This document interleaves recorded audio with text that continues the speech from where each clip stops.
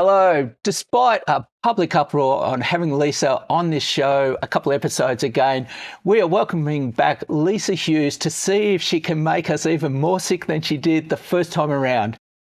We won't comment on the fact that she's wearing the same shirt and I'm wearing the same shirt as our first episode. Welcome back, Lisa. Thanks very much, Shane. I will try my very best. Okay, so we got to the end of the last episode and then we were talking about, the horror stories or whatever. And so what we've got are 3 stories lined up on skin penetration today. And just a little bit of a teaser, starting here, going here, ending there. And so this is probably a bucket episode in terms of have a bucket ready. You won't need it for the first one. No promises for the other one. So we've set the expectation, Lisa. Story number 1. Let's start with a tat. All right. So I was working for a local government organisation and we had a gentleman call us. He'd just gotten a tattoo a couple of days ago and he'd got an infection. And we're talking, there was pus, there was seepage, there was odours. It was delightful. And this was... Okay, so when you say odours, you experience the odours? Like, is this hands-on experience? I don't do odours very well, Shane, at all. I've got this, I call it the permanent pregnancy smell, so I don't do odours. But he explained to me in detail the odours that he was experiencing. And so he couldn't even stand the smell of himself at that point. So he was really rank. That's going to be really funny later on when you hear the punchline. He can't stand the smell of himself. Just remember that one. Okay, so he can't stand the smell. So we're talking about an arm, we're talking about pus, we're talking about blisters, we're talking about just bleh. Yep. And it was all from the tats. That's it. So he'd had a full arm tattoo, right up, right down, both sides he'd had done. So he had been to the doctor and the doctor's like, must be from where you got your tattoo. Didn't ask too many questions, gave him some antibiotics and ointments and potions and drugs and all that kind of stuff and told him to go and take it and contact council for council to do an inspection. So I had this gentleman on the phone. He told me where he had gotten the tattoo from and I said, no worries, mate. I will go and have a look and I will contact you at the end. I went and did the inspection. So, yep. So to get that sort of infection, what are you expecting? I'm expecting that the premises was filthy, that there was very little infection control knowledge and practice in the place.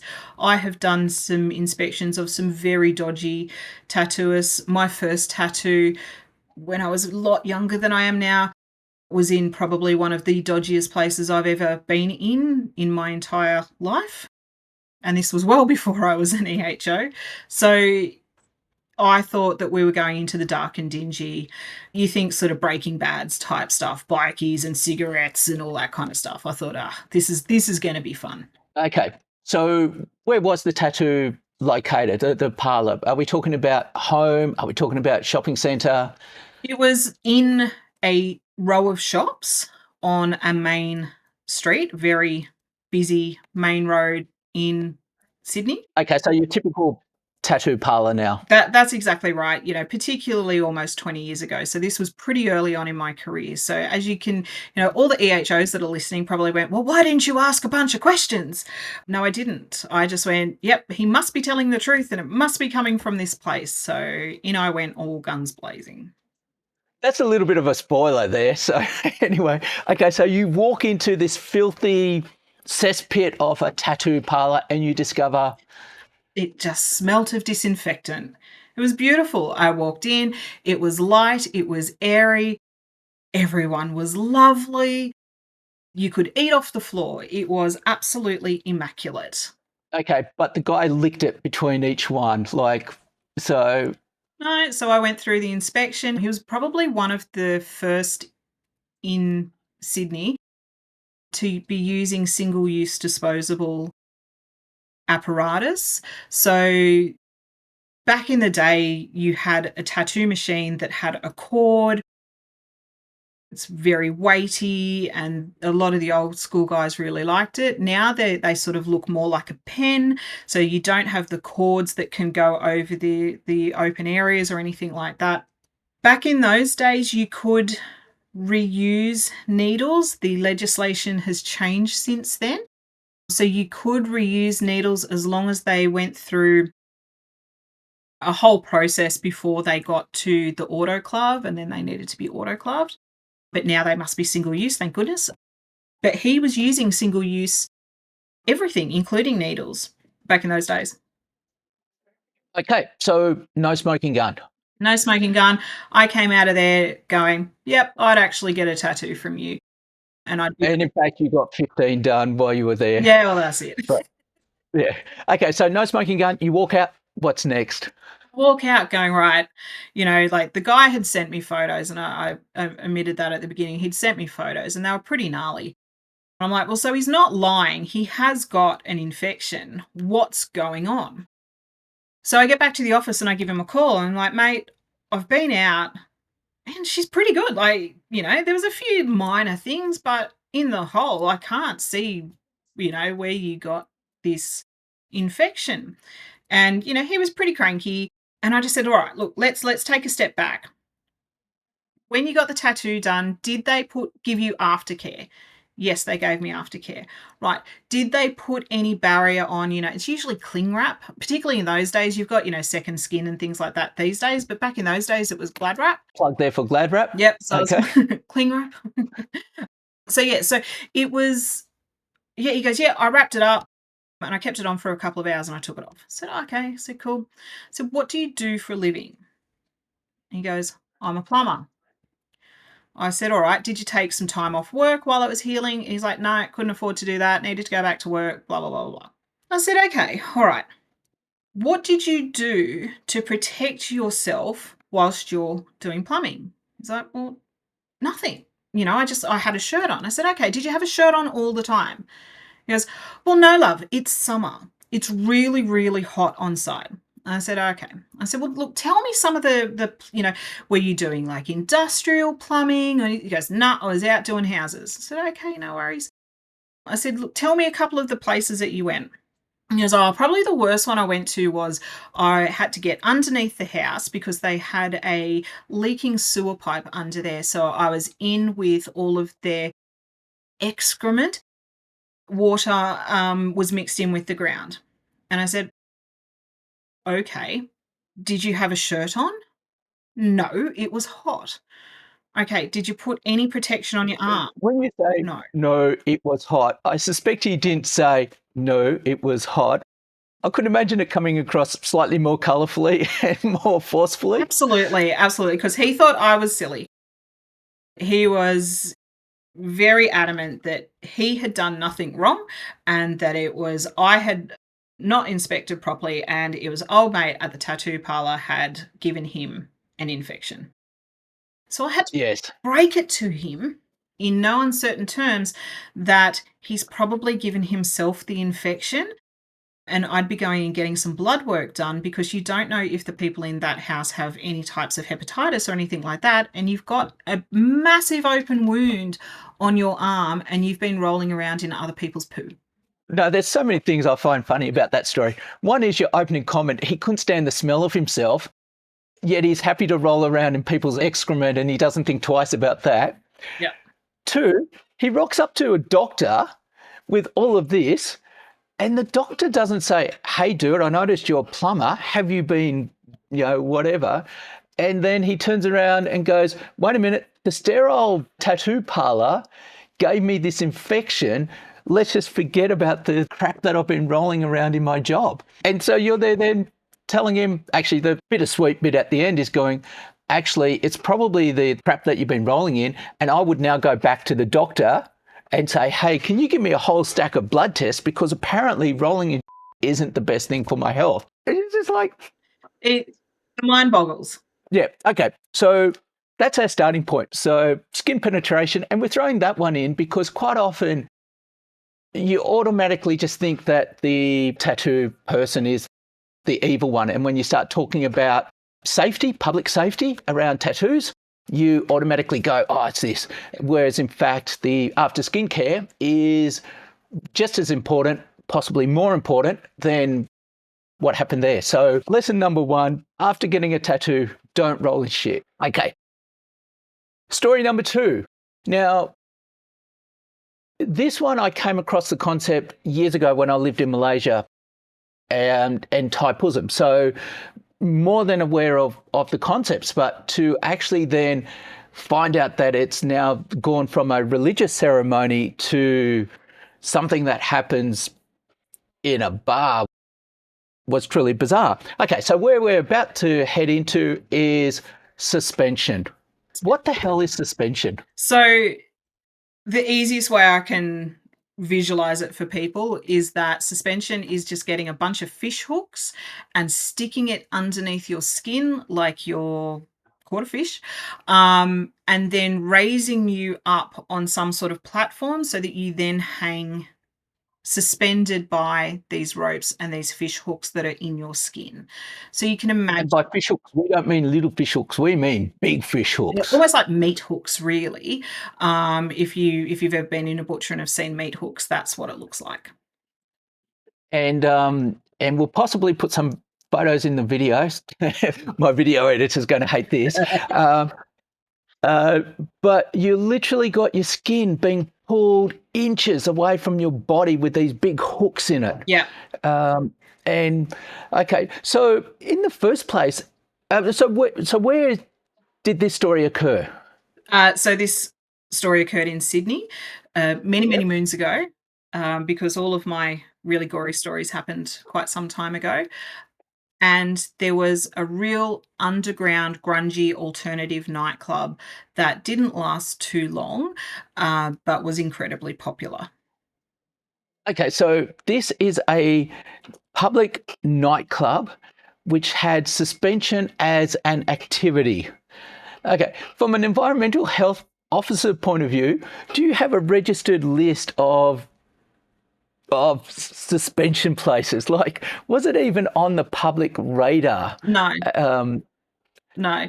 Okay. We have a register of skin penetration premises. Okay. We have to have one of those under the legislation here in New South Wales.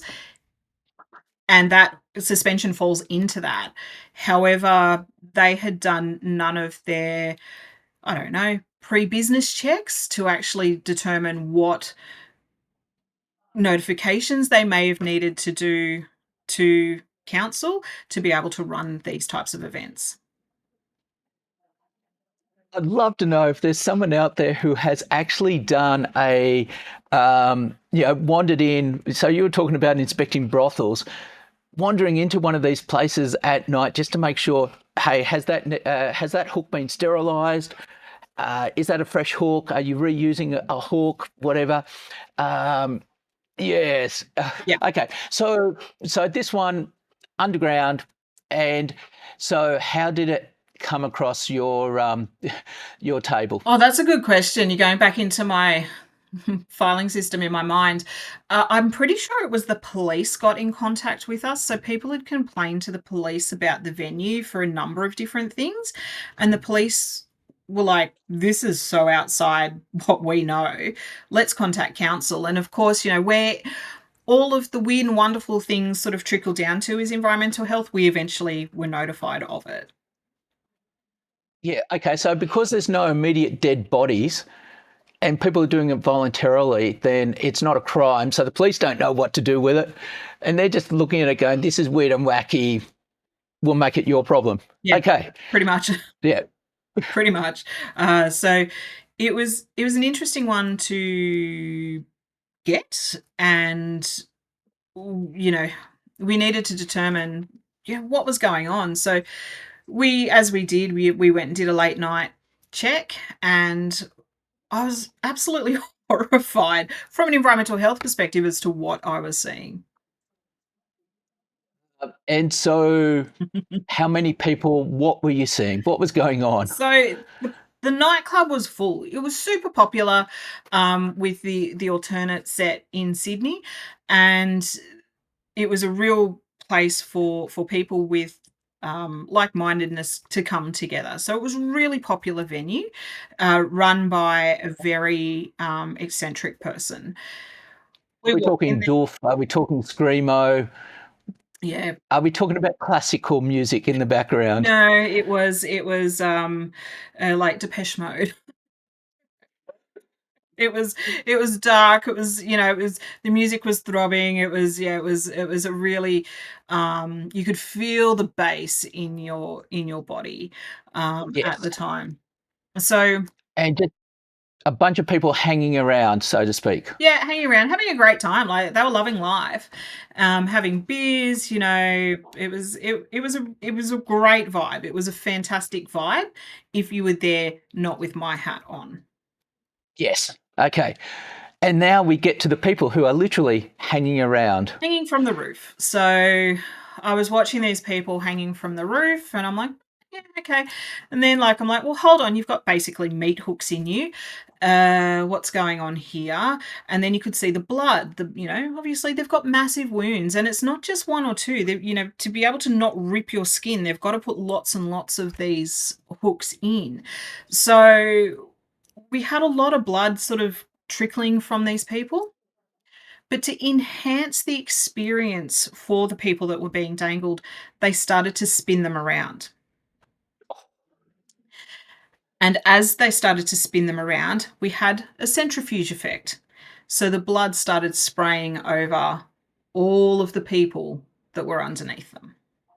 Oh, so it's dripping in the first place, and then it gets to the stage where it's just spraying. Yep, that's it. So, And people were so underneath them. we're talking Dexter on steroids. We're Yeah, talking blood splatter. yeah, yeah. Okay, It was literally, yeah, as I said, it was literally a centrifugal effect. People were spinning around. People were underneath with their open drinks. You know, it was delightful. and then the irony is that if you've got spirits, you're fine, but if you've got your low alcohol beer, you're stuffed because you're just chugging on Yep, blood. yep, Um, okay, are we talking about a little bit of blood, or are you visibly noticing blood splatter on people's faces, on the yeah. floors, table? Because there was more than one person up there. I think from memory it was two or three. Because it was a big warehouse. It was pretty big. It was a significant amount of blood that people, I mean, it wasn't, horror movie stuff, but it was noticeable, and you could see it being sprayed around. So from a public health perspective, it was incredibly concerning.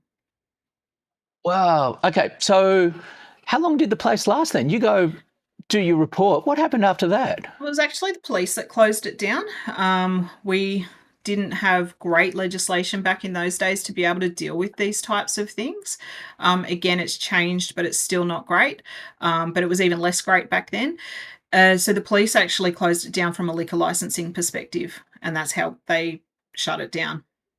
Because there was a Wow. multitude of other issues as well. So the irony is you can spray blood all over your patrons. That's fine, but break the liquor license laws and that's it. You're toast. Immediate So shutdown. immediate shutdown, which probably is a really interesting one because when it comes to crimes in the past, yeah, it was Al Capone, wasn't it? That was done on tax evasion, not on organised crime. And so here you've got somewhere that's just on a health basis, bleh, Yeah. and then it's the liquor license that gets them shut down. So, Yeah. yes, it's always good to partner with other people. Oh, So absolutely. yes, Multi-agency task force, and many moons ago, I was involved with a number of multi-agency task force that, included environmental health, it included the police, it included fire and rescue. And, if there was a fire breach, you could literally shut down a place and everyone out now. So, it's very powerful. so in this place, you've got blood spraying all over the place, and you go, well, I can't shut it down. But wait a minute, they've got 3 tables in front of their fire escapes. Whew, Gone. okay, everyone out. Yeah, Yes, ironic, but always a good, ace up your sleeve. So, absolutely. Absolutely. yes. And while we talk about ace up our sleeves, we'll now move to the third story. Um, and so this one is even more obscure. We're talking about something that doesn't happen in Australia. too much. So That we know about? no, I came across this story when I was researching for a PhD that I have not started and is still sitting on on the shelf. But doing my literature review, came across some absolute horror stories to do with nail bars. Okay, so nail bars are where lonely nails go to meet other lonely nails. So, Not where your head went with uh, that. okay, so yes, so nail bar horror story. Yeah, so nail bars are increasingly popular, not just in Australia, but across the world. And this trend really did start in the US. And there's been a little bit of research, more research happen over there than here in Australia to do with the risks of infections in nail bars.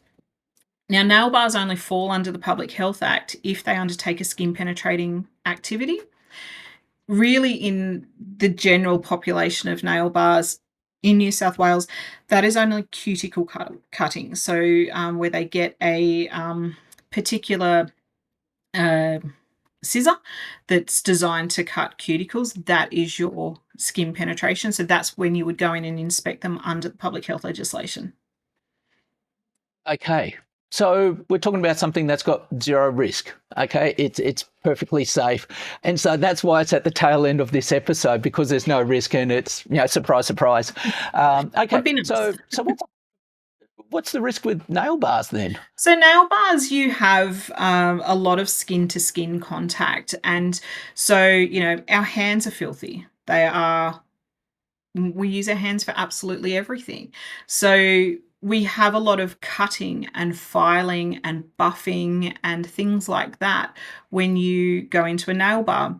So, I mean, I personally I get my nails done all the time before my current lady who is fantastic. I have been to nail bars where they've been just filing down the nail to be able to apply the acrylic to, and they've hit the nail bed. And so that's not, those nail files aren't designed to hit the nail bed. They're not designed to penetrate the skin, but they can. And, you can have nicks and cuts around your fingers just from nail files if they file too hard, which will allow that pathway for infection.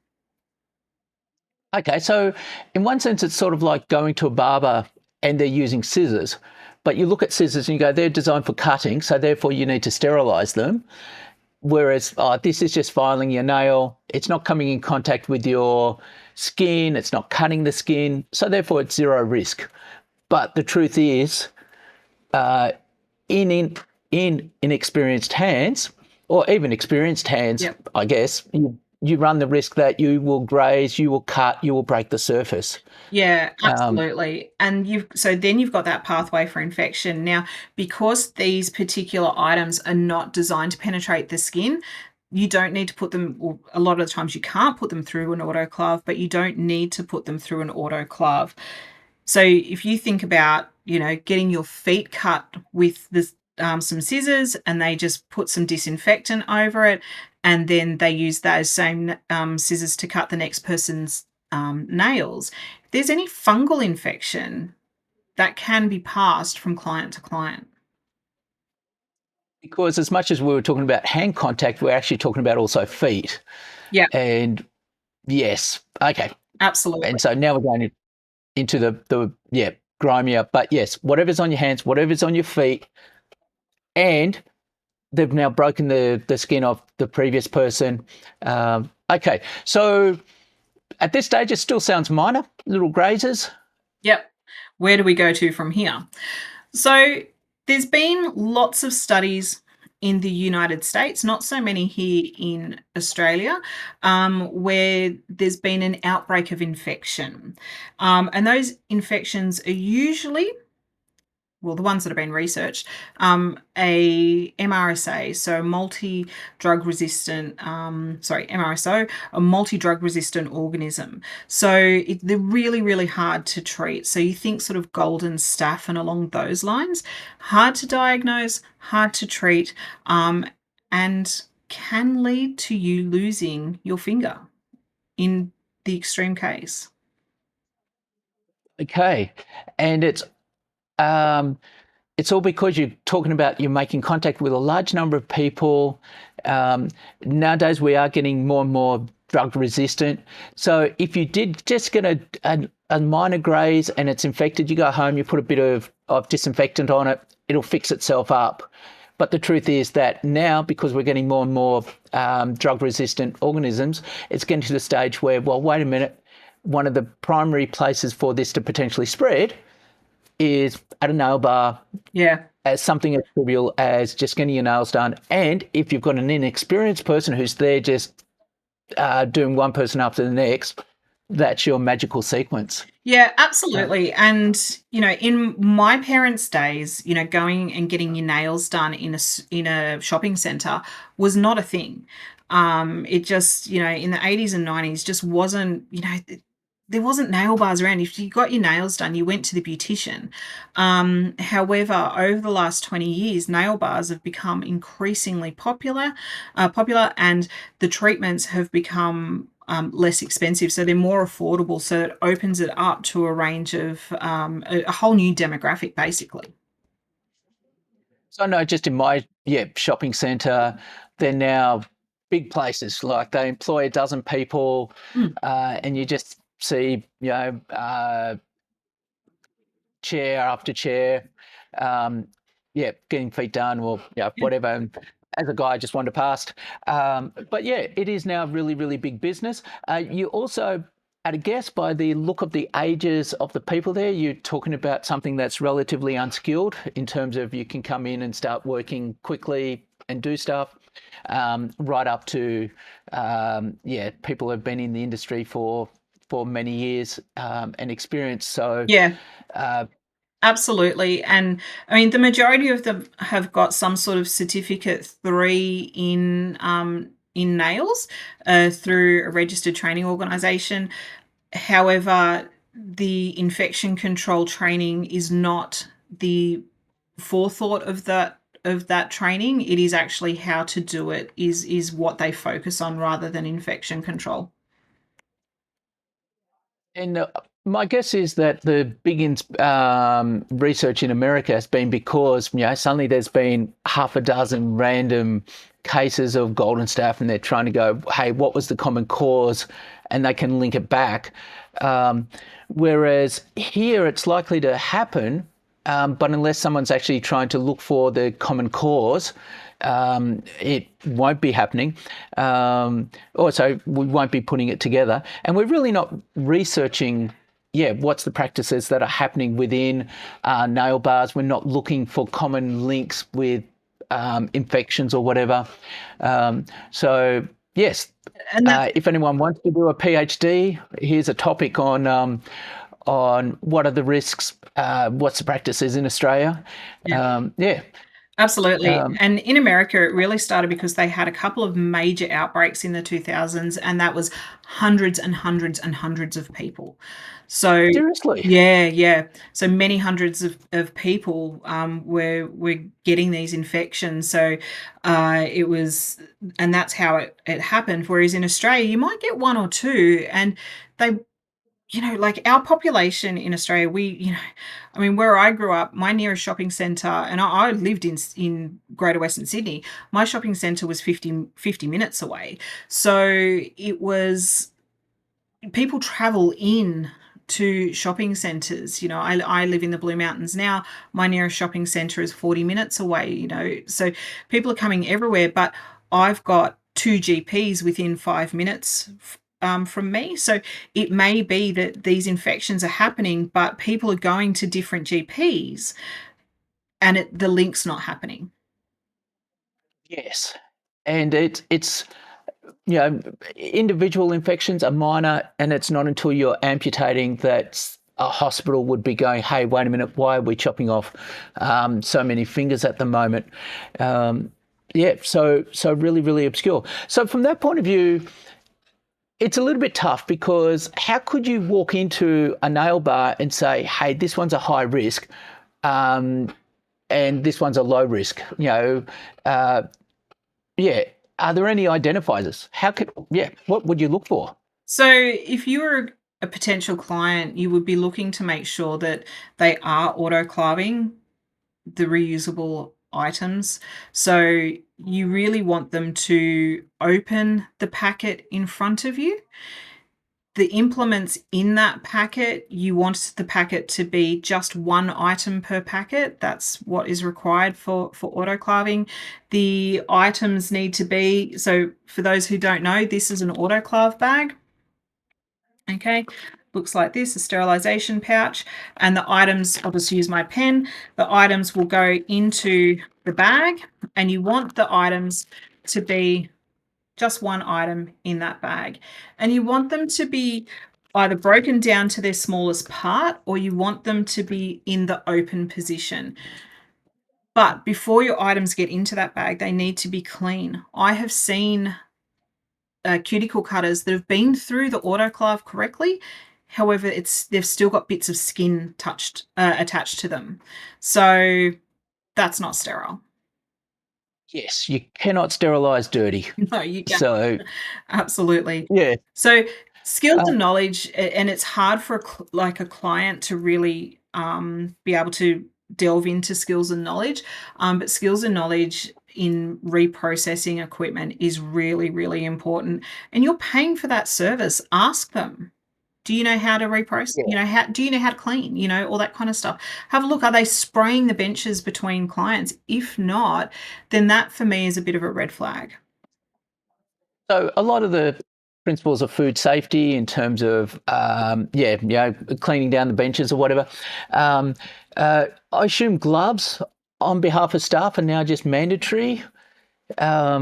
No. Please not at this stage. No, not at this Okay. stage. Not. It's not from an environmental health perspective. Maybe from a safe work perspective, but not from our perspective. Until they are undertaking a skin penetrating activity. Wow. Okay. And so then, the hope of changing gloves and washing hands or whatever are the things that you'd be hoping that they do. Yeah. But yeah, it is interesting that from an environmental health officer's point of view, it's not until they cut that you can step in and say, hey, what's going on? That's it. We do have some legislation under the Local Government Act.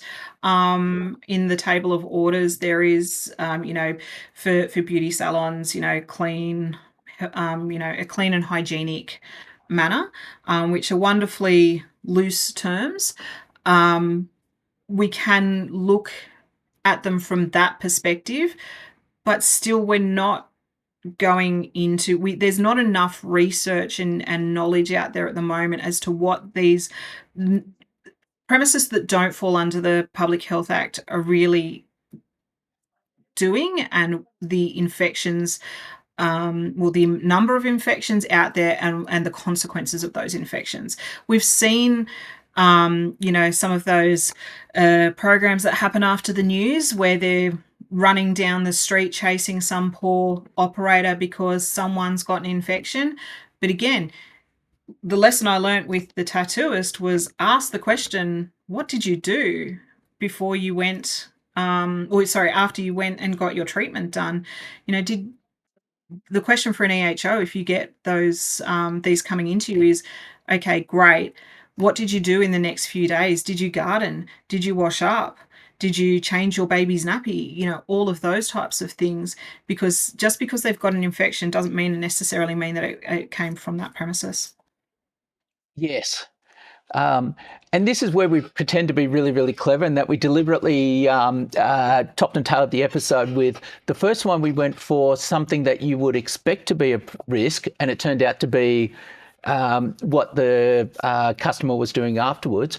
And then in this one, you're talking about something that you don't assume is a risk because it's not doing skin penetration, it's just filing your nails, whereas in fact it's not until you look at a large population and start putting all the dots together that you realise, no, those little nicks were high risk. Absolutely.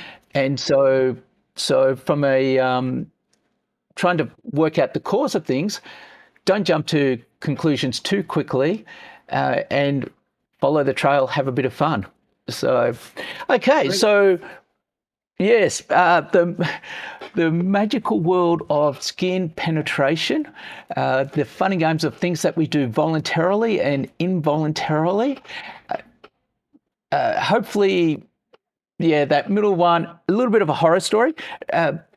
It is a fascinating one in terms of, I saw it as a religious act. You saw it in a pub, and so it is there. And then the having the nail bars absolutely everywhere. Research hasn't been done in Australia, but would be interesting to know what's the risk. Largely not bothered with. And then the good old tattoo parlor that we can all pick on. There we go. Skin penetration at its most obscure, worst, and hopefully best. So thank you, Lisa. Not a problem.